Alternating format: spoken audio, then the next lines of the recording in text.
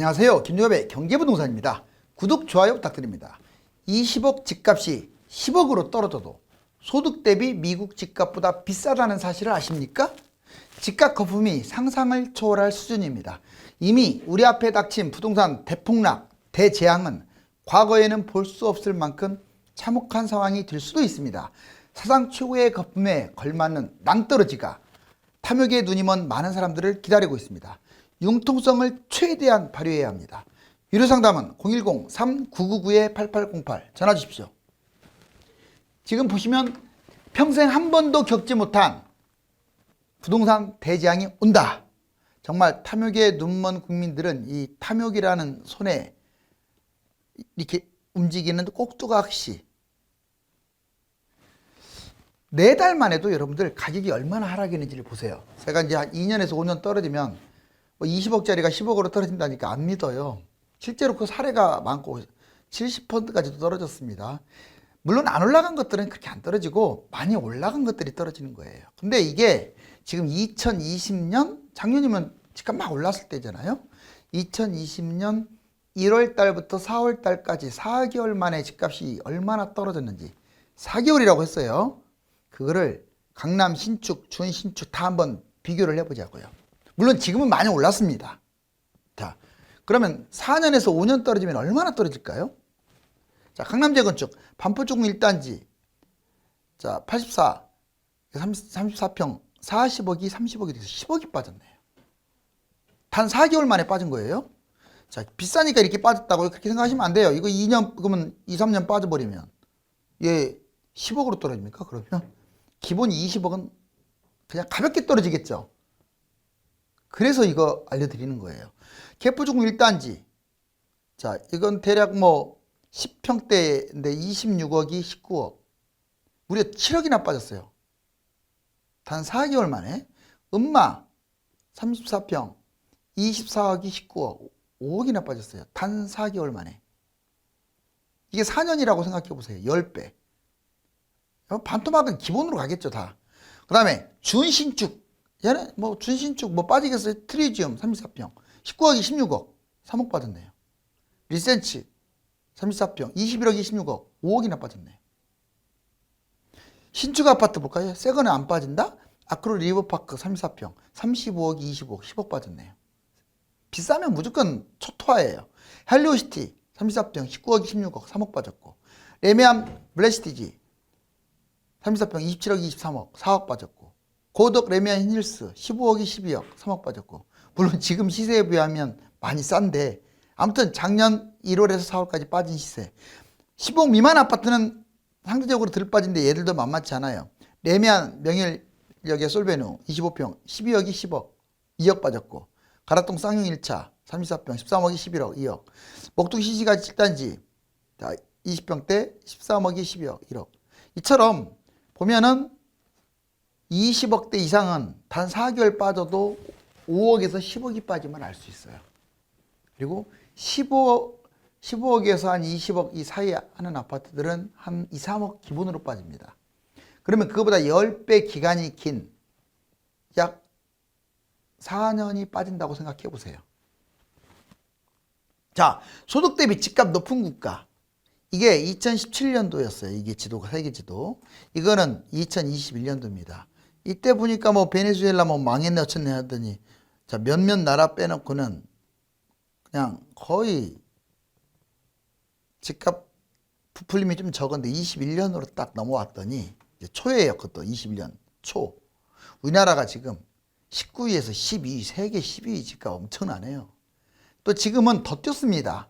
지금 하반기잖아요. 우리나라가 지금 보세요. 중국 세계 1위라고 보시면 돼요. 중국이 그냥 거품이. 자, 대한민국 여기 색깔 칠해진 거 보이죠? 대한민국. 그 다음에 여기 뭐 필리핀. 그 다음에 이란. 아랍의 일부 국가. 이거 위에는 없어요. 지금 다 보세요. 어디 선진국이 유럽이 이렇게까지 시뻘겋습니까? 우리나라는 선진국인 나라가 어떻게 개발도상국만큼 집값이 뛰었어요. 도시국가도 아닌데. 반토막이 나도 미국보다도 비싸요. 자, 이제 하락장에 왜 이제 많이 빠지는지 이유를 가르쳐 줄게요. 지금 여러분들이 공급 부족하다고 생각하십니까? 절대 부족하지 않아요. 제 말 맞아요. 물론 새 아파트가 좀 부족하다고 느끼면 그건 상대적인 거니까. 자, 공급이 부족하지 않습니다. 그런데 다주택자들이 너무 많이 갖고 있어요. 이걸 토해내게끔 유도를 했어야 하는데 중과세는 때리고 보유세는 세게 안 때리다 보니까 물려버린 거야, 그냥. 내가 보기에는 세금 뜯어내려고 물리게끔 만든 것 같아요. 집값을 떨어뜨릴 생각이 있다면 그렇게 못하죠. 자, 어찌됐거나 이게 어찌됐거나 그것 때문에 공급 부족하다고 하니까 자꾸 짓는 거야. 과거에도 그랬어요. 그러면 이제 너무나 많이 분양을 하고 너무나 많이 입주할 때는 폭락을 해가지고 그냥 2기 신도시 기준으로 30%가 미분양이라니까요. 지금은 다 더블 이상 갔지만 지금 분양하면 무슨 미분양이 어디 있습니까? 지금 65점도 떨어지는데. 자, 해보세요. 상승 초기, 공급 물량, 폭락 여파.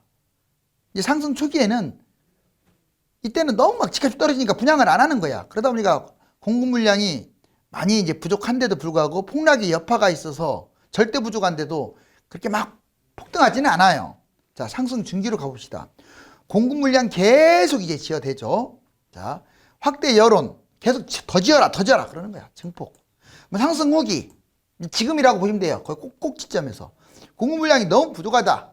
이게 아예 신도시를 불필요하게 계속 택지지구까지 발표합니다. 지금 딱 이 장 났잖아요.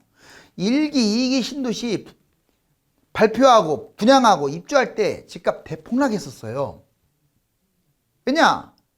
밸런스를 못 맞추는 거야. 하락장에 이 집이 부족해서 이거 지금 계속 집값이 뛰는 거 아니냐? 착시 현상 때문에 너무 짓는 거야. 그러다 보니까 그 물량이 너무 많아서 폭락을 가져오는 거예요. 여러분들 지금 집이 부족한 게 아니에요. 넘쳐납니다. 경기도 지금 2기 신도시만 30 몇 군데인가 지금 지어댔는데 뭐가 부족해요? 다주택자들이 물고 있으니까 그렇지. 여기 보세요. 자, 이거 발표돼요. 1, 2, 3기 신도시 상승 절정, 청약 지금 절정이 달았어요. 이제 만약에 내리막길을 걷게 되면 공급 물량, 분양하는 아파트, 입주하는 아파트 이 공급 과잉으로 대폭락하는 거예요. 여기 이거 한번 보세요. 자, 규모별 입주 물량 차이. 자, 보세요. 입주가 됐던 분양이 됐던 보시면 이때가 집값 상승장이에요. 상승장이 많이 오히려 상승장에 더 이렇게 분양이 많네. 입주가 많네. 근데 이게 하락장이에요. 이제 대충 이렇게 8년부터 12년. 없네요. 오히려 이거 보세요. 별로 없잖아요. 아니 어떻게 공급하고 입주하는 물량이 이렇게 없는데도 집값은 폭락했을까요? 여기는 이렇게 많은데도 이렇게 집값 폭등했네. 다시 보세요. 이번에 13년부터 이거 지금 평형별로 나와 있는데 어때요? 엄청나게 지금 뒤로 갈수록 18년까지밖에 안 보여줬는데 20년이 꼭지예요. 자, 2기 신도시가 이렇게 물량이 많았는데 집값은 사상 최고로 뛰었어요. 공급이 부족해서 뛴 게 아니에요. 넘쳐 흐른데도 뛰어요. 왜? 투기 심리 때문에 뛴 거라고요. 투기 심리. 그리고 다주택자들이 쓸어 담아가지고 그걸 막는 게 정부의 역할 아니나요? 자, 이렇게 뛰었습니다. 결국 물량은 넘쳐나는데 집값 폭등했어요. 이번에 다음에 이제 물량 줄어든다고 하죠. 줄어드니까 또 폭등한다. 말도 안 되는 소리. 자, 이렇게 줄어들면요. 얼어붙어 가지고 분양을 안 해요. 계획이 잡혔든 안 잡혔든 어찌됐거나 자, 폭락장에 이제 또 한 번 다가오게 생겼어요. 3기 신도시 바로 이 코스에 의해서 이렇게 계속 분양을 해대고 입주를 해대면요. 거의 150만 가구 아닙니까? 난리 납니다. 자, 이제 10년 상승 하락 5년 사이클을 크게 보면 이래요. 짧게 보면 4년 단위로 좀 많이 움직였는데 크게 보면 자, 보자고요. 여기 보면 상승기 침체기가 있지만 자, 99년부터 2009년까지 10년 동안 뛰었습니다. 물론 이 도중에 이 하락이 몇 번 있어요. 한 2년 정도 하락한 거. 근데 큰 전반적으로 10년 뛰었네요. 그러다가 한 5년 빠졌죠. 여기 침체기 5년이라고 써있죠. 2010년부터 뭐 한 9년부터 한 13년 이렇게 보시면 돼요. 2013년. 그런데 이제 13년부터 다시 또 22년까지 약 10년을 또 뛴다고 보시면 돼요. 결국은 이 중간에 떨어질 수 있는 기회가 있었는데 정책의 실패로 22년 내년까지는 뛸 거라고 보여집니다. 뭐 얼마 안 남았잖아요. 그래봤자 1년도 채. 근데 문제는 이제 이 모양과 이 모양이 그래프도 똑같잖아요. 이건 컴퓨터 그래픽이에요. 지금 똑같은 거예요. 똑같지 않아요. 10년. 이제 이렇게 폭락할 일만 남았죠. 폭락할 일만. 이때보다 지금 이때가 더 뛰었어요. 어마무시하게 떨어지겠죠. 이거 조심해야 돼요. 그러니까 지금 뭐 정해진 건 아니지만 상당히 위험합니다. 지역별 아파트 폭등락의 장단점. 그러면 하락 자체를 무서워하기보다는 하락한 다음에 이제 어떤 저걸 잘해야 돼요. 본인에 맞게끔 융통성을 잘 발휘해야겠죠. 먼저 지역별 아파트, 먼저 서울 보세요. 문제점이 뭐냐? 집값 거품이 제일 많은 곳은 누가 뭐래도 서울이에요. 너무 많이 뛰었잖아요. 가격도 높아서 대폭락합니다. 물론 서울에 20억짜리와 부산에 20억짜리가 있다면 부산이 더 떨어져요. 제가 장담할게요. 지방이 더 떨어져요. 수도권이 더 떨어져요. 똑같은 20억짜리일 경우. 왜? 희소성이 없으니까 더 떨어지는 거예요. 다만 서울은 30억짜리도 있고 40억짜리도 있잖아요. 더 비싼 것들이 많잖아요. 그래서 전반적으로 서울은 비싼 것들이 많아서 많이 빠지는 거예요. 같은 금액대에서는 서울이 좀 덜 빠진다. 자, 그런데 장점. 장기적으로는 또 올라가요. 서울은. 신고가 찍고 갈지도 몰라요. 지금 거의 중국 다음으로 거품이 심한데도 불구하고 희소성이 있습니다. 자, 인구는 1000만 명, 경기도 1300만 명. 인구는 경기도보다 300만 밖에 차이가 안 나는데 땅은 경기도의 16분의 1. 진짜 좁아요, 서울이. 또 그린벨트도 해제 안 해요. 경기도는 틈만 나면 그린벨트 해제해가지고 신도시 짓고 그러는데 집이 남아 돌아요, 경기도는. 나중에 그 살 사람도 없을 것 같아. 서울은 안 그렇죠. 그래서 투자 안전도가 높다. 자, 경기 인천, 신도시, 이제 경기 인천의 장점은 신도시, 문제점은 신도시 매물 폭탄. 이게 말할 것도 없죠. 아마 미분양 제가 보기에는 3기 신도시도 많이 나올 것 같아요. 택지지구나. 폭락 후에 회복도 잘 안 돼. 제가 말씀드렸잖아요. 2013년 바닥 찍고 겨우 2020년, 21년에 회복했다고요. 만약 문재인 정부가 집값을 잡았다면 경기도는 망했습니다. 물론 지방도 망했어요. 회복도 못하고. 그런데 장점은 뭐냐? 이런 단점만 있는 건 아니에요. 수도권으로 그래도 지방에서 와요. 인구 유입하니까 어느 정도 회복 근처까지는 갈 것 같아요. 그리고 서울 인근 지역, 그러니까 강남 성향에 가까운 지역들은 집값도 비싸지만 또 회복할 것 같아요. 그 다음에 지방 한번 볼까요? 인구, 산업, 급감, 폭락 후에 회복도 안 될 것 같다. 이게 가장 심각해요. 아니, 싼 거 괜찮아. 다시 말하자면 1, 2, 3, 4억들은 에이, 괜찮아요. 실거주. 내가 말하는 것은 7, 8, 9, 10, 11, 12 이런 이상짜리들이야. 중저가는 안정적이라고 제가 얘기하잖아요. 장점. 그리고 산업 기반이 있는 곳들 나름대로 뭐 국제 도시로서의 역할이 있는 곳들은 안정적일 수 있어요. 자, 이제 황금성 없는 부동산. 여러분들 황금성 없는 잘 안 팔리는 부동산 갖고 계신 분들이 있을 거예요. 어떻게 할 거냐? 그건 상투장에 지금 매도하는 것과 갈아타기가 있어요. 그냥 일반 아파트는 1주택은 끌고 가는 거니까 뭐 크게 무리 안 했다면 끌고 가도 돼요. 폭락하면 좀 어때요? 뭐 모든 걸 투자로만 접근할 수는 없잖아요. 근데 황금성이 없는 건 달라요. 얘는 하락장에도 팔리지도 않고 또 상승장에 뛰어봤자 찔끔 뛰고 끝나요. 그럼 망하는 거잖아요. 그래서 여기 보세요. 비아파트, 아파트 아닌 거, 그 다음에 나홀로 아파트, 입지가 나쁜 것들, 상승 기대치가 낮은 것들, 이걸 지금 황금성이 떨어진다고 하는 거예요. 아파트 아니고 나홀로 아파트고 입지가 나쁜 거, 뭐 상승 기대치가 낮은 거. 자, 상투장에 저 같으면 상투장에 그냥 매도하겠어요. 상투장이 언제냐? 지금에 해당돼요. 지금 바로 팔지 아니면 1년간 더 뛴 다음에 내년에 팔지는 이제 상황에 봐서 맡길 문제지만 잘 안 팔리니까 그래도 서서히 해야겠죠. 전세 월세 살겠어요. 현금 확보하고. 자, 주로 본인이 이겨낼 수 있는 사람들, 무주택자로서 불안감이 적다면 이렇게 하세요. 뭘 이런 걸 끌고 갑니까? 그리고 바닥장에 매입하세요. 어떤 걸? 이 폭락장에 매입할 아파트, 하락폭이 큰 아파트로 반토막 난 아파트, 대단지 아파트, 서울과 서울 인접, 입지가 좋은 곳, 상승 기대치가 높은 곳들이 널려 있어요. 20억짜리가 막 10억으로 떨어진 거, 10억이 5억으로 떨어진 걸 잡으시라 이 말이에요. 대출을 띄어서라도. 근데 이제 나는 불안하다. 아무리 이런 걸 갖고 있어도 불안하다. 그러면 갈아타기 해야 합니다. 지금 갈아타기 하지 않으면 하락장이 안 팔려요. 지금은 팔릴 수 있잖아요. 그래서 징검다리 갈아타기라고 해요. 이게 싫다면 이거라도 하라고요.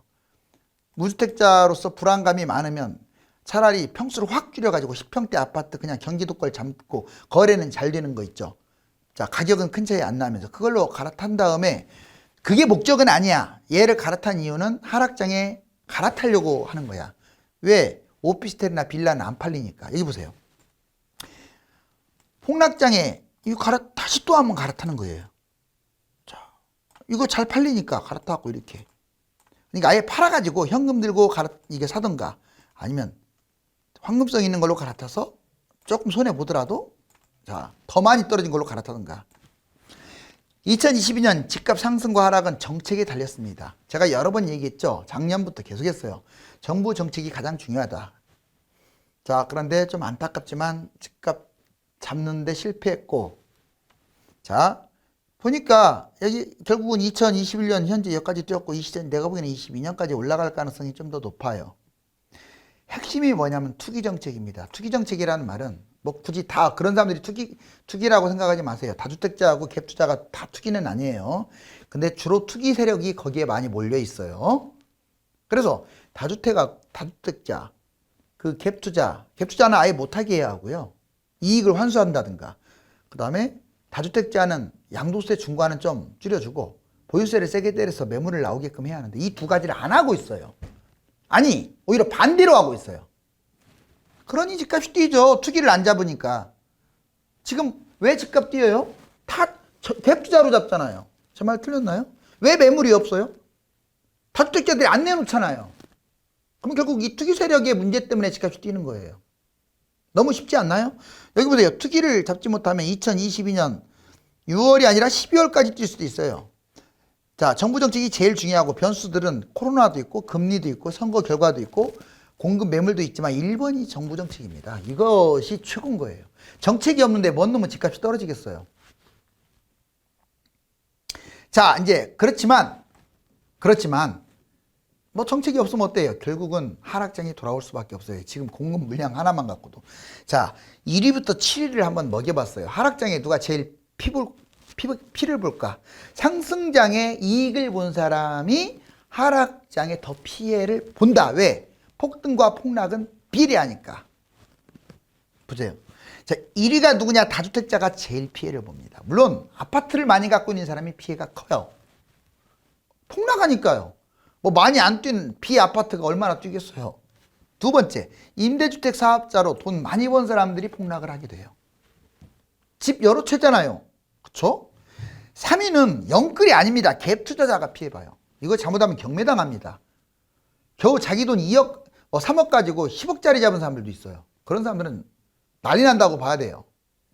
자기 돈 다 날라가요. 날라가는 게 아니라 모자라요. 돌려주지도 못해. 영끌은 그나마 이자만 갚을 능력이 되면 괜찮아요. 왜? 대출받은 거잖아요. 본인이 살고. 4위가 영끌이야. 그래서 5위는 비싼 아파트. 누가 말해도 비싼 아파트는 위험하죠. 6위는 지방의 아파트. 왜? 아까 지방의 고가 아파트는 안 좋다고 했잖아요. 7위는 아파트가 아닌 것 또는 나홀로 아파트. 1위가 제일 안 좋고 뒤로 갈수록 뭐 좋다는 얘기는 아니에요. 다 안 좋은 거 7개를 골라봤어요. 자, 이제 서울 입지 분석을 해드릴게요. 서울 자꾸 여러분들 헷갈리더라고. 서울은 강남권, 한강권, 도심권, 외곽권 이렇게 4개로 나뉘어요. 이 말은 미래 입지에서 여기를 이길 곳이 없다는 거예요. 물론 서울은 전체적으로 다 좋아질 거예요. 경기도나 지방에 비해서. 땅은 좁고 희소성이 있으니까. 근데 보세요. 자, 서울 강남권이 A급입니다. 이것도 상중하로 나눠볼게요. 반포, 잠원, 압구정, 청담, 삼성, 잠실. 삼성하고 청담은 붙어 있으니까 이게 한강 라인이에요. 일단은 무조건 한강 라인으로 가야 돼요. 여기서 누가 제일 많이 갈 것 같아요? 앞으로 10년 지나면. 제가 장담할게요. 압구정이 제일 많이 갑니다. 여기는 100억 갈 수도 있어요. 특정 지역을 띄우는 게 아니에요. 그러면 전문가들한테 물어보세요. 제 아무리 날고 긴다고 해도 대치 이런 데는 개포동, 반포 이런 데는 압구정 이길 수가 없어요. 지금까지는 새 아파트가 없으니까 그랬죠. 한강 라인이 상, 그 다음에 중은, 방배, 도곡, 개포, 대치, 수서 이런. 여기가 나쁘다는 게 아니에요. 여기도 지금 강남이 제일 좋아요. A급이잖아요. 강남은 다 좋아요. 거기서도 구분해 주는 거야. 테란로 일대의 아파트들. C급은 뭐냐? 이제 이제 A급에서 하는 양재, 내곡, 우면, 세곡, 송파. 송파구 전체. 자. 한참 그린벨트하고 붙어 있는 지역들 있죠. 그러면 이제 한강권의 B급, 이거 한강권은 그 강남권의 하보다도 오히려 나은 곳들이에요. 자, 마용성, 광. 들어보셨죠? 이게 한강권입니다. 그리고 또 남쪽으로 강서, 양천, 영등포, 동작, 강남 3구, 강동.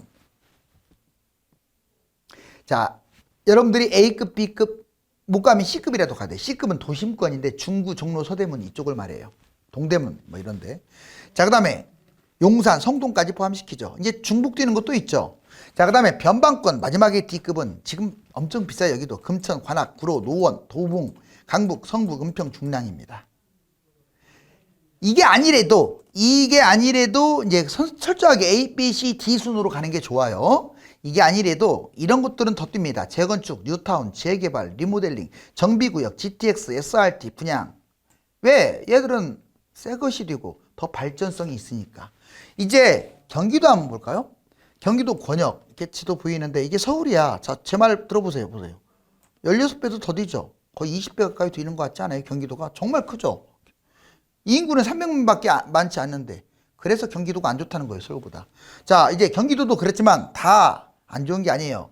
급을 나눠보자고. 동남권, 서남권, 동부권, 서부권도 할 수 있습니다. 제일 좋은 곳은 동남권이에요. 과천, 분당, 성남, 하남, 용인, 수원, 동탄. 여기가 왜 비쌉니까? 강남하고 가까워요. 서울의 중심은 시청이 아니에요. 강남이지. 부동산에서. 서남권이 두 번째입니다. 광명, 안양, 평촌, 의왕, 중동, 삼본, 시흥, 중심지역, 부천, 중심지역. 근데 B, C, D가 막 섞일 수도 있어요. 자, C급 동부권 구리, 남양주, 의정부, 양주. D급 일산, 고양, 김포, 파주, 중심. 변방권은 기타 지역. 자, 경기도를 가더라도 동남권으로 가려고 노력을 해야 돼요. 핵심 지역은 재건축, 뉴타운, 재개발, 리모델링, 정비구역, GTX, SRT 분양이 있으면 무슨 급이 되더라도 좋다. 자, 이제 매매 전세가 하향세. 지금 보면 쭉 올라왔어요. 9월 1주까지만 해도. 그러다가 확 내려가고 있어요. 지금 매수 심리가. 여기 보세요. 매매 전세값 주춤하고 있다고 했잖아요. 그 다음에 수도권 아파트값 매수세가 뚝 떨어졌어요. 그래서 거래량이 확 줄었죠. 이렇게. 지금 좋은 상태가 아니라는 거죠. 집값 쇼크 발생하면 청년 취약층이 무너진다. 먼저 여러분들 가계 신용대출이 보면 100%가 넘어갔죠. 여기 보니까 거의 108%. 자, 그리고 거의 20% 육박합니다. 뭐가? 기업 신용대출이. 여기 보면은 연령별 가계부채 이게 지금 10대예요. 청년층이 이렇게 많아요. 10대, 20대, 30대 청년층이 제일 많아. 여기 보세요. 이게 20대고 이게 30대입니다. 자, 이제 우리 젊은 층들이 이게 사다리로 올라갑니다. 자, 대출을 받아서 정말 한 단계로 오려고 하는데 지금은 너무 좀 늦지 않았나요? 영끌 패닉바잉 하지 마세요. 땀 흘리면서까지 올라갈 이유가 없어요. 뒤로 시커먼 아파트가 보이네요. 자, 냉정하게 말하면 부동산 반토막은 부동산이 대폭 나가는 것이 아니라 정상화의 길을 가고 있다고 표현할 수 있습니다. 하나밖에 없는 실거주, 내 집 마련이라면 얼마가 오르든지 떨어지든지 상관없는 일이지만 무리하게 여러 개를 투자하거나 영끌 갭자를 한 분들은 심각한 상황에 부딪힐 수 있으니 사전에 준비해야 합니다. 감사합니다.